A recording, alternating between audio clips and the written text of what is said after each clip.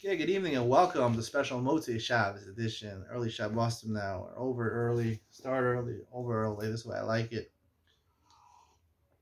I can reclaim my Motzei Shabbos, my Saturday night parties, partying with you. My coffee over here. It's an Irish coffee, all right? Of course, I got Jameson whiskey in there. I'm joking. Anyway,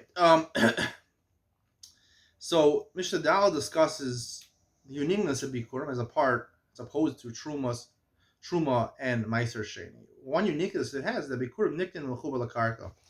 Technically, Bikurim apply while it's still attached to the ground. Part of the mitzvah of Bikurim. Technically, the Mishnah is going to say later on, what you do is when you see Bikurim in your field, you go and you tie around it a knot, the first growing fruits. A reed, and you say, make a declaration, Harei Bikurim. You're supposed to say, make a declaration, Harei Bikurim. Now, this does not apply to Truma and Meiser Sheni. Truma and Meiser Sheni, you have to harvest the fruit. And then once it's harvested, then you can take of Truma. If the grain is still attached to the ground and I declare Truma, it's not effective. It's not a Mechazim Mechum Lakarka. And certainly Meiser Sheni is also not effective when it's still attached to the ground. Why is this true at Bikurim? So, as I explained, there's two parts to Mitzvah Bikurim. There's part of the Hava, that you have to bring it to Beis HaMikdash and give it to the Kohen. And there's the Kriya. Now, the Kriya is a special, unique mitzvah. We mentioned in the beginning of the Masechta, there's certain times when you bring and you do not koreh, right? They're different. They're dependent on different things. As I mentioned before, the mitzvah of Bikurim is to give thanksgiving to Hashem, and the idea of Havav, bringing it to the Beis Hamikdash, bringing it to Hashem, the Kohanim accept it on behalf of Hashem, giving thanks to Hashem for your new produce. That is a mitzvah that applies not attached to the ground. As the Havav, bringing it, you can't bring your ground to Yerushalayim. You have to harvest it and you have to bring it to Yerushalayim in a basket. There's a whole procession of bringing it to Yerushalayim. But that mitzvah is dependent on the bringing it, and dependent, we said, even on the boundaries, loose boundaries of Eretz Yisrael. Even maybe Evra Yarden, Bikurim can apply. That's the Hava of Bikurim, the Hava of Bikurim Mevi. The Koreh, the Kriya, is, we learn from this halacha over here, the beginning of your Kriya is not in Yerushalayim when you're bringing it. It starts when you're saying Harei Elu Bikurim. When you designate the thing as Bikurim, that's part of your Kriya. You're calling them Bikurim. And that, yes, the finale of it is when you're in Shalayim and you give it to the Kohen and you do the Kriya. However, the beginning of it is even Mechuba Lakarka, because Bikurim, on the one hand, the Hava part of the mitzvah of Bikurim is dependent on not really mitzvah tluya ba'aretz, the actual land of Eretz Yisrael. It's dependent on the borders, the boundaries of Eretz Yisrael.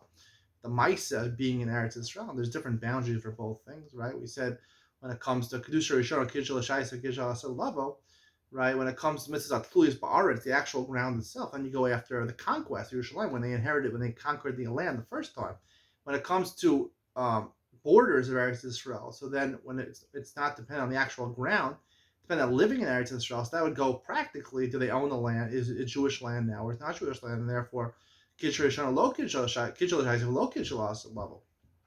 actually split by Bikurim, the Kriya and not, because the Kriya, as we learned from this Mishnah, starts when it's Mechubar Lakarka, and there's no more Mechubar Lakarka than Mitzvah Tluya Ba'aretz, Tluya on the actual Aretz. It has to be done when it's actually attached to the ground. So it comes to the Kriya is dependent on the actual land of Eretz Yisrael, and therefore it's more restricted because Ole Bavel, when they came over from Bavel, they conquered less land than they had originally. So therefore, in terms of the Hava, bringing the Beis HaMikdash, it's more inclusive of the larger boundary of Israel. In terms of the Kriya, though, that's a mitzvah Tluya, depends on the actual ground of Israel, and therefore it goes on practicality.